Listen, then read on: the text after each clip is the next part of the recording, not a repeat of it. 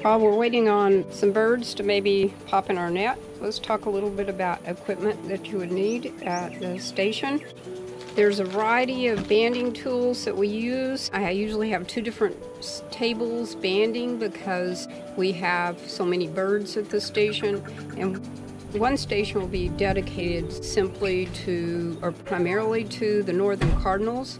The northern cardinals are pretty abundant, so it takes some patience to work with them. They have a strong bite, so they have their own station. This is non-NOCA. That tells me that this equipment is what I use at the other station. But just to tell you a little bit about those, we'll look at those more in a minute. These are our banding sheets, and each one is set up for a band size. This is an old banding sheet, and it actually is missing some of the new terminology, but we're using it today just to demonstrate what my banding notebook looks like.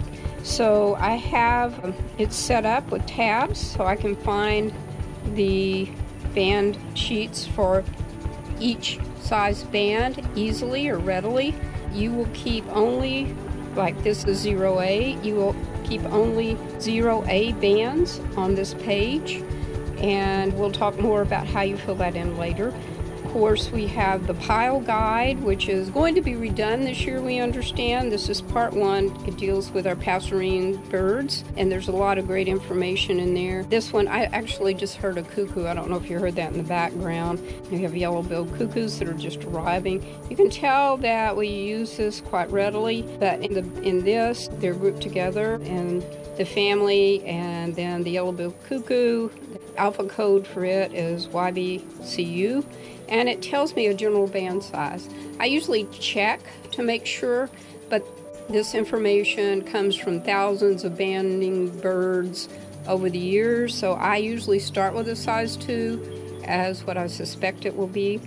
It tells us a little bit about the species, the geographic information. If there's subspecies, it also tells us that. And it talks about molt, which is important for us. Then looking at skull, you can see that there's some patterns here that it's demonstrating. For the outer rectrices of a yellow-billed cuckoo, we use those things to help age, and the age falls into several categories. And this one can be a little bit more difficult to age, a little more challenging. So you'll see that I have notes in here. Is sometimes very difficult to age or sex birds, and in particular the sex of certain birds is a little more difficult. Anyway, this graph tells us something about the age and the sex and what we would suspect to find at certain times of the year for each.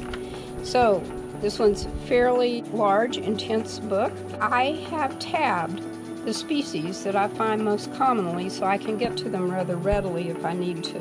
Let's go on to the next tool. So these are wing measurers. And in this case, these two are for shorter wings. I have a longer one somewhere. I like this one because you can bump it up between its tail and get a nice length on it. The calipers I use on occasion, depending on what I'm looking at, is small measurements and I need very detailed measurements. I'll use the calipers, but we don't need them quite as often. This measures the diameter of the leg, and we use this to determine what size band we need to use on the bird. We don't get birds up in this area, so mostly these are the size bands I use through here. And here's part of a string of bands. Okay, this is what they look like. They'll come from USGS Banding Lab in a little packet like this. And what I do then with the bands is I put them miracle sequence, and I use the little film canisters, which I've cut tops on. They're all labeled, so it's easy to find. And then when I just pull this up, it pops the first band off, and it should be in the correct sequence. Be careful that you don't load those in backwards. So these are the bands that we use primarily up through a 3. I have some larger sizes, but rarely use those, and rarely use a 2 or 3.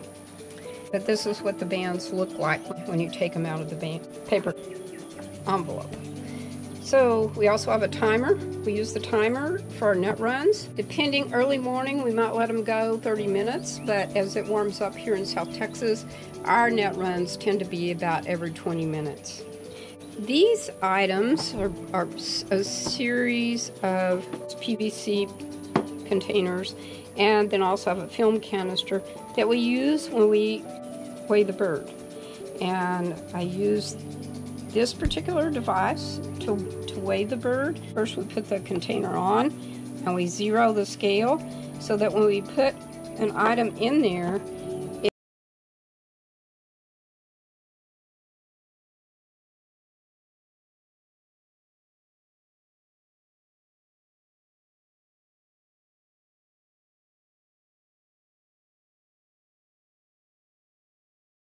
and then we use a Kestrel.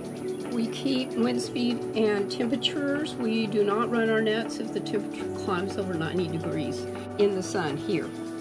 It's very intense in South Texas, so we have to be careful with these birds. One more thing. It's not a Swiss Army knife version. I don't have mine out here with me. It's one I keep in the pack in case somebody doesn't have one. These are very handy. First of all, they have a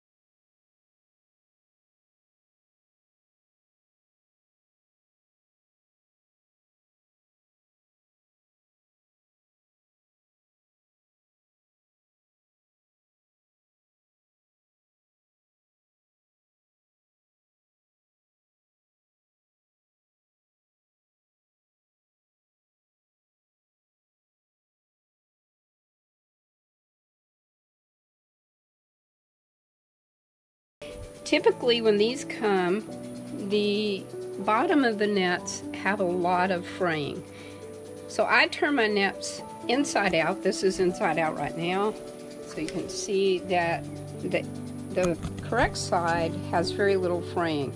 That's important to remember because the bird's little claws can get caught in that fraying. So I always turn my bags inside out. Then I keep a spare headlamp when we go out to the site. Generally we start getting there unloading before daylight, and we definitely need a lamp or light then. I have some of those at the station as well, but everybody has a headlamp. Then I also keep a net repair kit in there in case there's something that we need to repair. And then generally, this one says Noka, Northern Cardinal. I have 2 sets of bands that I use sometimes. These are the bands I use out at my map station out in the pasture. And then I keep an extra set of straws. Even if you have really good eyes, which some of us don't, it's very difficult to see some of the detail and look at the skulls. The other thing I have is an Optivisor. I don't have it out here right now. And so that, though, is really important even for those people that have excellent eyes to see the skull of the bird, and we'll demonstrate that later. You'll also see, again, I have a couple of net poles. So when we go set up nets, generally there's 2 people that will set the net, and each of them has a net pole so that they can push up their own ends.